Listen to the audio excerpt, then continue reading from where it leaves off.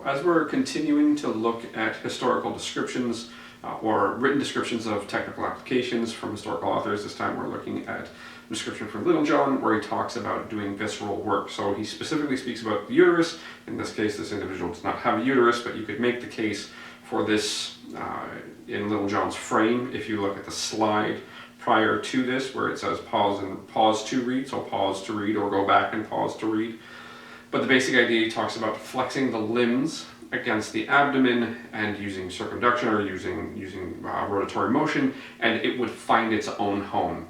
So essentially, you're not necessarily getting a particular description of should it be two legs, should it be one leg at a time, should you have hands on the abdomen. He says work the abdominal wall. He doesn't necessarily say put your hands on the abdomen when doing this, but there are a few ways to interpret this. So the easiest way to interpret this, if you look at it, the fact that he said it plural, legs, bend both knees for me.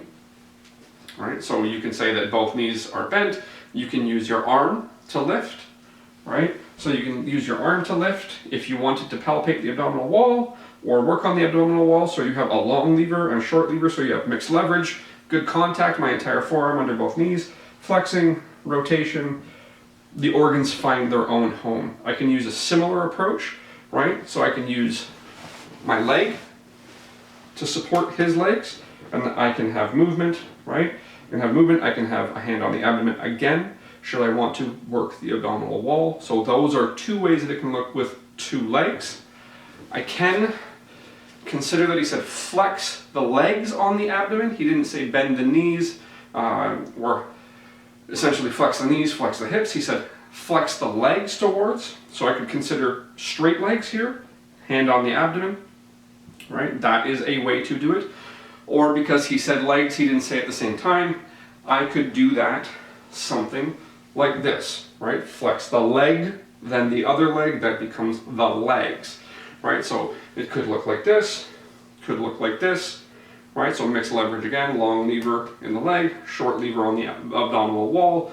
I may, depending on the organ I'm interested in, trying to make it find its own way home, I may palpate in different places. I may put my palpation in early to avoid the leg blocking where I would want to palpate or where I would want to work. It can look like classic leg rotation, working the abdominal wall, right? These are all things that you could interpret from what Littlejohn said, but broadly speaking, flex the legs upon the abdominal wall, and then use circumduction type motions or rotatory motions in order to help the organ find its own way home.